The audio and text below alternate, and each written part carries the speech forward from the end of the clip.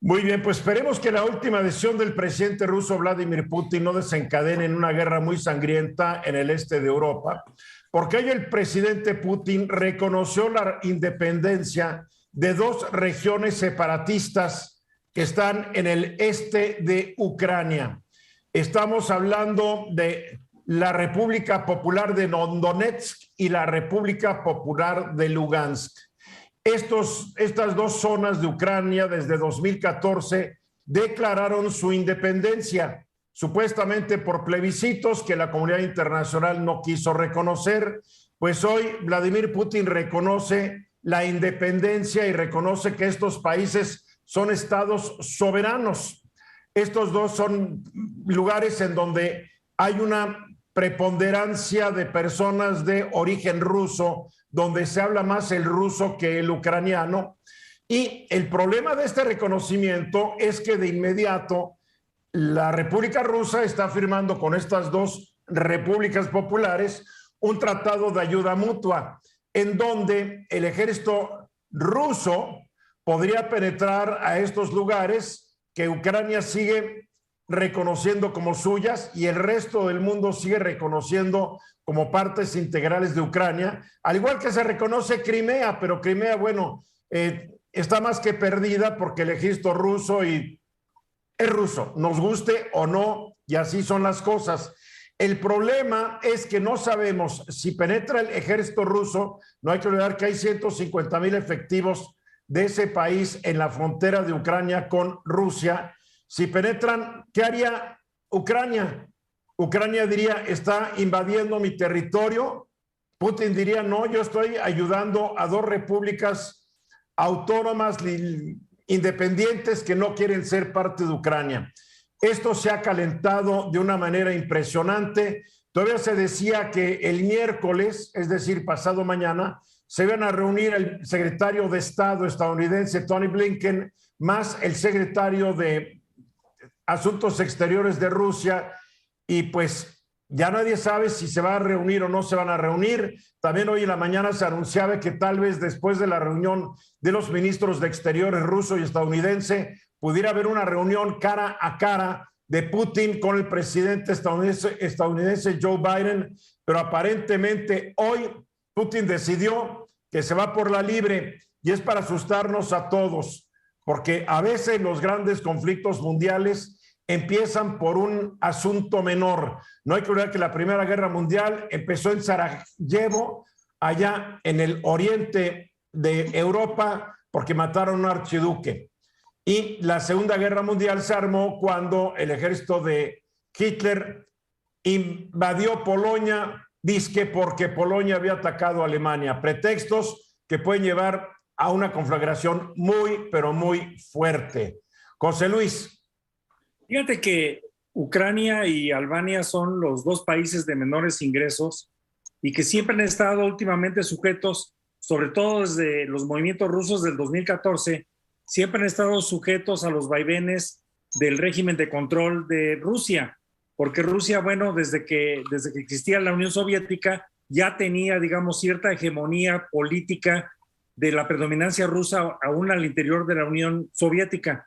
Lo que sí queda claro es que se están buscando terrenos grises para tener, digamos, la facilidad, como tú lo exponías, de que estas repúblicas supuestamente independientes, en uso de su nueva soberanía reconocida por Rusia, puedan permitir la entrada de tropas rusas a territorio propio, no ucraniano, dentro de este gris interpretar de las relaciones internacionales. Eduardo.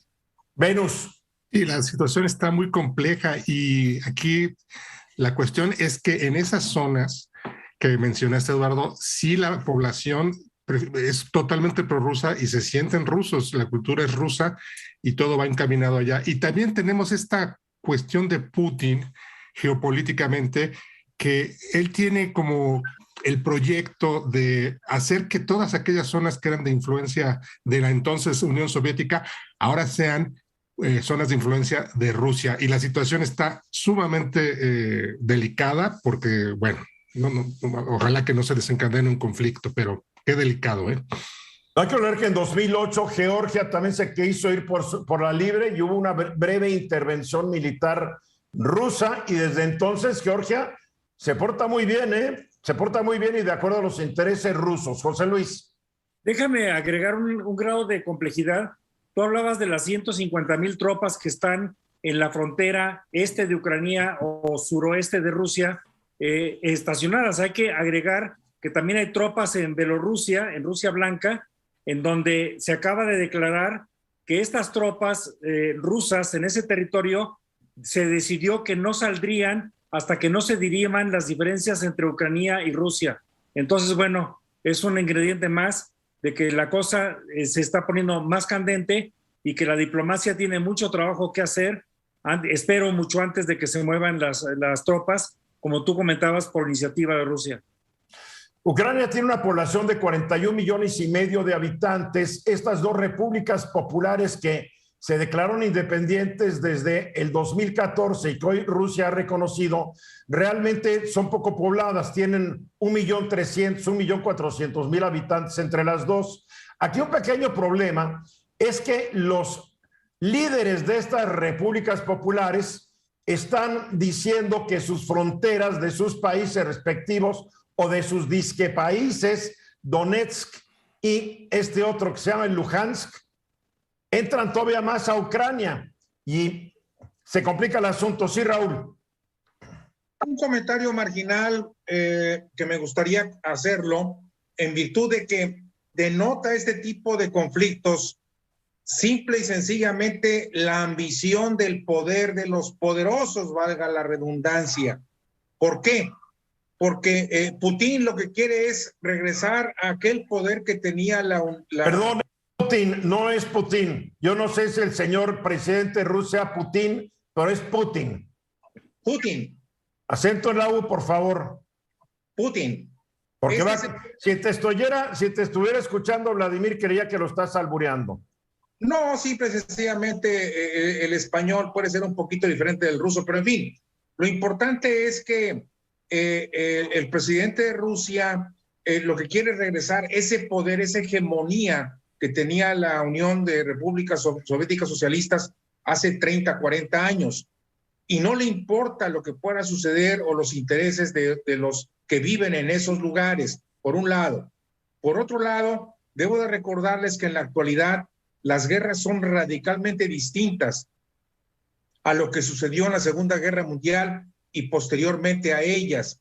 En la actualidad, las guerras se dan con pocos soldados, pero con muchos misiles, y quienes más sufren precisamente es la población.